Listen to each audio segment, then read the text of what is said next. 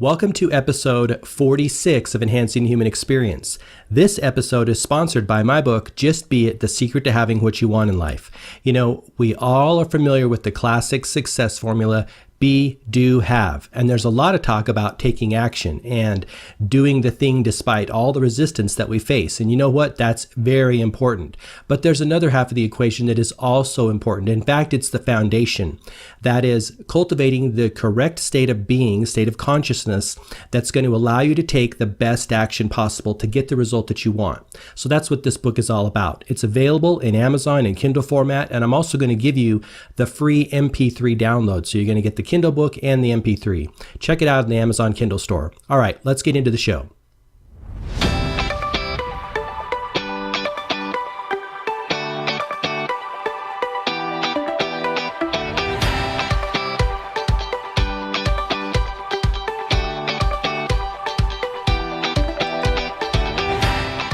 Okay, this episode is for all of you Emmet Fox fans out there. You know, in the history of the podcast here, we're at episode 46. The most popular episode is, not a big surprise here, The Golden Key by Emmet Fox. When I talked about the Golden Key, and I also read, it's just a short essay, 2 pages, I also read The Golden Key, and I read a few other passages from his book. I think it was Power Through Constructive Thinking, and there was one other passage that slips my mind at the moment. But that podcast was the most popular, and looking back at the statistics, of course, you know, being a person who wants to serve you and give you the best things that will help you on your journey and the things that you want to read and listen to, I am putting more Emmet Fox stuff into the mix, and that is what today's episode is about. Today we're going to be talking all about the 7-day mental diet, how to change your life in a week. This is a super short essay and also Audible. I listened to it on Audible recently, and it's really amazing. And all of you Emmet Fox fans out there will know why it's amazing, because he's amazing. He really had his finger on the pulse of constructive consciousness and building and developing a consciousness first, and really playing in that playground first and foremost, rather than trying to change things in the physical world. Because we know as conscious creators that everything flows from the spiritual into the physical world. It flows from our conditioned state of consciousness into the physical world. And so when we try to change things in the physical world without cleaning up our consciousness, we frustrate ourselves and we really don't get the job done, because it just keeps recurring, right? If you try to change something without changing the thought forms that are creating it and the habitual thinking that's creating this experience or this circumstance, it's just going to keep happening over and over again. And this is why I'm also such a big fan of, you know, Einstein's take on this, where he said, hey, you know, you can't change a problem at the same level of consciousness that created it. And this is what all the metaphysicians are talking about, all the spiritual masters are talking about. They say that in order to change your circumstances, you've really got to go to the root cause, the underlying cause, which is the metaphysics of it all. It's beyond the physical world. It precedes the physical world, and everything flows from that state of consciousness into our physical experiences. And so this is why books like this, The 7-Day Mental Diet, are so powerful. And I'm going to share with you some of the key takeaways that I got from this book here. And, you know, just like anything Emmet Fox does, hugely, hugely powerful, because he's working in that spiritual realm. And the show I did prior, I also mentioned, you know, I was talking about the Golden Key, and you're going to see as we talk through this 7-day mental diet some similarities, because all of Emmet Fox's work is really, it's really tight and compressed in this notion of spiritual power. But basically, the 7-day mental diet is what I view as a radical way to shift your experiences. And like he says, you know, you're not just doing this to approach your problems in a better way or by being a different person. What he says is that when you do the 7-day mental diet and when you clean up your consciousness, the problems you had prior won't even be there. They will go away on their own accord, because nothing can come to you that isn't part of your consciousness. And so a lot of times in success philosophy and success thinking, we think, well, if I become better, I'm going to be able to approach the problems that I have in a better way. And you know what? There is some truth to that. But as these metaphysicians are talking about, when you become better, you won't even have those problems to approach in the same way. See, and this is the thing that I think escapes some of us when we think about developing ourselves, is we think, well, when I change myself and change my consciousness, I'm going to be able to tackle the problems that I have right now in my life in a better way. And what all metaphysicians are really telling us is that, hey, when you change yourself and when you change your consciousness, you won't even have those problems to tackle. You'll have new problems, right? And I use the word problems as just a descriptor. Let's call them challenges, because life is a game and we have challenges to engage in the game. So I don't put negative connotations on my word problems, even though it's kind of a negative word. Let's just put it that way.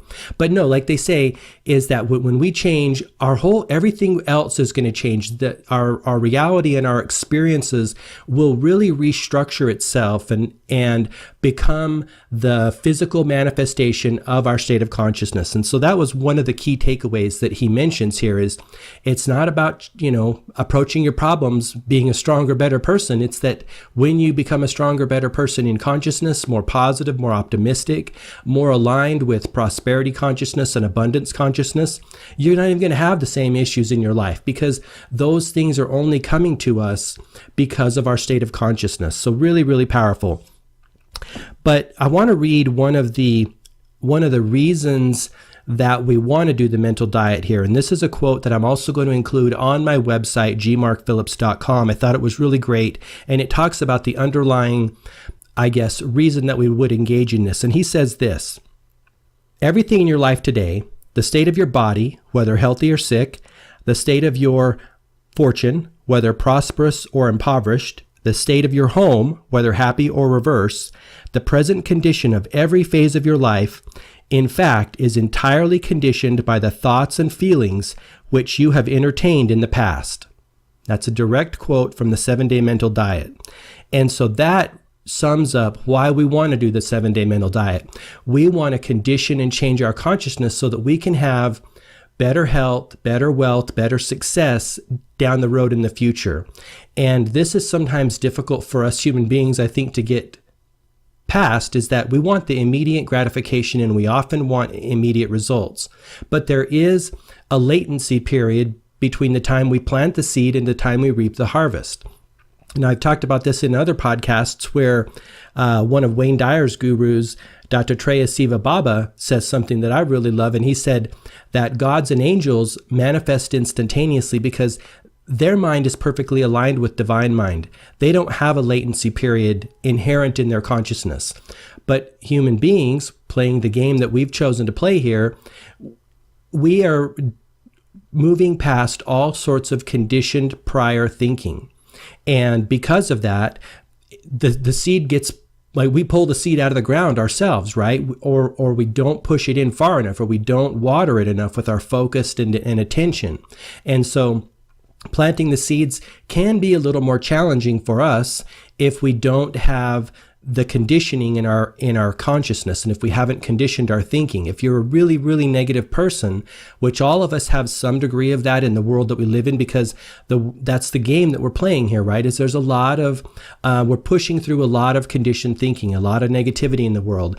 The negativity is easier to amplify because it's a lower vibration, it's a lower energy, and those energies are what most people are resonating with here. And the goal, and this is always happening, this is the flowering and the growth of human experience, it's always raising. That vibration's always raising, right? We're better today than we were last week. I'm talking individually and as a collective. And we're better today than we were a year ago, and 10 years ago, and 20 years ago.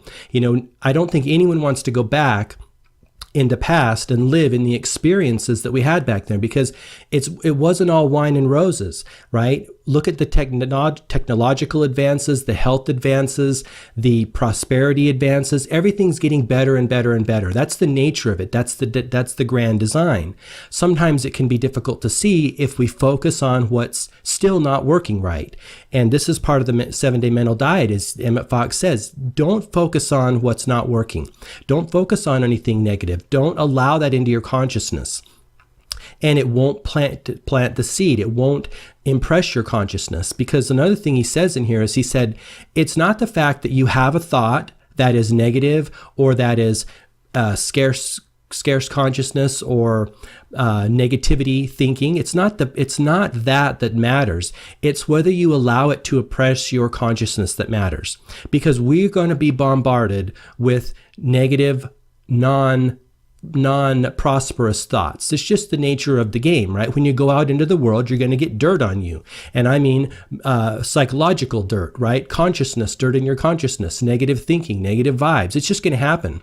But as long as we don't allow them to impress our consciousness and don't allow them to stick to us, so to speak, then we're going to be okay. And also, if you do some meditation and some prayer, that's like washing off those negative thinking and negative impressions, and you're cleansing your state of consciousness and your state of being. So I thought that was really important to mention, that he's not saying you're not going to have those, because, hey, the human mind is going to be thinking stuff all the time. Not all of it is going to be super positive and super optimistic. But as long as we don't cling to it and attach to it and hold it as the end all be all, we're going to be okay. So just let those negative thoughts go through. But another thing he says is, this whole basis of this program is renewing yourself at the level of mind. And this is the be renewed by the renewing of your mind. And it's something we need to do on a daily basis. Just like we need to wash ourselves, brush our teeth, clean ourselves up, we need to clean up our consciousness on a daily basis. And some of the tools that I like for this are little notes to yourself, right? Or the golden key.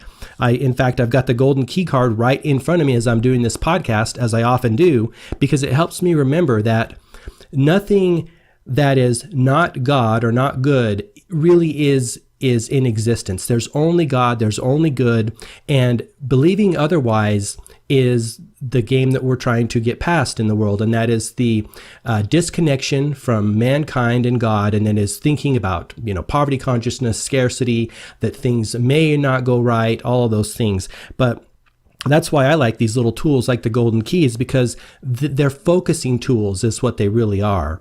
And it keeps your consciousness focused on what is really true, what is really right. And of course, the golden key that I summarized here and pulled out the key here, put it on these little cards, is stop thinking about the difficulty, whatever it is, and think about God instead. And if you have difficulty, which I do to a degree, about thinking about what God is, substitute that for whatever you think God is, or what you think God represents. And I like to use spirituality or effectiveness or something other than that is something easier to conjure up, because there's a lot of stuff going on with what image God is, but you can put whatever you want in there. I like to use spiritual force, because everything is possible to spiritual force and spiritual power. So that's why I like to use that in substitute for the word God. But let's see what else he has here. But basically what Emmet Fox is saying is that for 1 week, you go on this mental diet and you restrict any negative thinking, any pessimistic thinking, and anything that isn't aligned with your highest good. And this is where you're developing prosperity consciousness and abundance consciousness. And he says after this 1 week, if you're able to do this diet and you're not allowing anything to impress your consciousness that is negative, your whole life will change. And he does say, hey, this is going to be challenging, especially if you're going from maybe resonating in a lower state of consciousness where you haven't got a lot of optimistic thinking, a lot of positive thinking going on, or if you're in situations that are inherently negative, maybe you have a lot of influence from people around you that are putting negative vibes on you, right? He says it's going to be difficult. And he says if you fall off the program and if you find yourself impressing your consciousness with negative thinking, to start again after a period of a few days. Give yourself a few days to kind of cleanse that out and then start the mental diet again. Now, this is where I'm going to deviate from him a little bit, and I'm going to say this, and this is my own experience. I've got to add my 2 cents here. You could certainly do that, but I've found in my own life and from listening to other people that it's really difficult to go cold turkey from your conditioned thinking to this 7-day mental diet. I like to turn a ship around slowly and do a gradual turn, which is the same thing I do in my diet or my exercise routine. I'm not going to go crazy and go totally like the pure clean eating. I'm just going to make small micro changes and micro adjustments, because I find that turns our ship, and by ship I mean our conditioned consciousness, in a slow, gentle way, as opposed to an abrupt, like put the brakes on and do a total 180. Because we have more possibility to stop the system or fall off the system if we do such an abrupt change. If we turn gradually, there's a better chance everything's going to stay with us as we turn, right? And we're going to change a few things in our thinking every day. Maybe start off every morning with a prayer and a meditation, focusing your consciousness on prosperity consciousness. But if you change gradually, I think it's much easier to keep on the path as opposed to making a total big change. So that's my 2 cents about it, is to make gradual changes. And also, I'm going to also say this: if you fall off the wagon, I wouldn't wait a few days to get back on it. Just get back on it, right? I mean, we're talking in the spiritual metaphysical world here. Everything's malleable, everything's fixable, and everything can be washed away very quickly and redone. So I guess the underlying message that I want to say is, don't be so hard on yourself, right? If you fall off, just get back on. There's no need to go through this strict regimen in a sense. That's my 2 cents. That is not what he says. He says do the 7-day mental diet. If you fall off it, give yourself a couple days and go back on it. And he says keep doing that until you reach the full 7 days. And then after that 7 days, you'll notice radical changes in your life. And so that is the motivation for doing it. A lot of people want radical changes in their experiences. I think we all do on some level. And so going on the 7-day mental diet can give you that. The other thing he says here is, and this is something else that we really need to keep in mind, is that this is a direct quote from him. He says, you cannot change conditions directly, but go on the 7-day mental diet and conditions must change for you. So again, he's talking about the fact that if you try to work in the world by changing people or changing your job or changing where you live or changing what you're wearing without changing your consciousness, it doesn't really work that well. But when you change your consciousness, that changes everything else downstream. And so I think it's important, again, a reiteration of the power of changing your consciousness first. And I'll close with his recommendation, which is also something that I adhere to. I know there's kind of 2 schools of thought, 2 camps here to follow on whether to tell anyone what you're doing. And he specifically says explicitly, don't tell anyone that you're on the mental diet. Don't share that with people. Keep it to yourself and your creative power within. And after you're finished, and they maybe notice a change, which they probably will in you, say, I went on this mental diet, and here's the resource that you can go find it, And to that point, I'm going to also put the link to the Audible version on my website, gmarkphillips.com.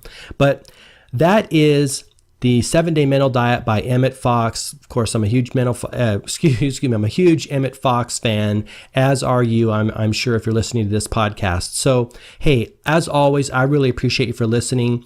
And until next time, all the best, health, wealth, and success. Bye-bye.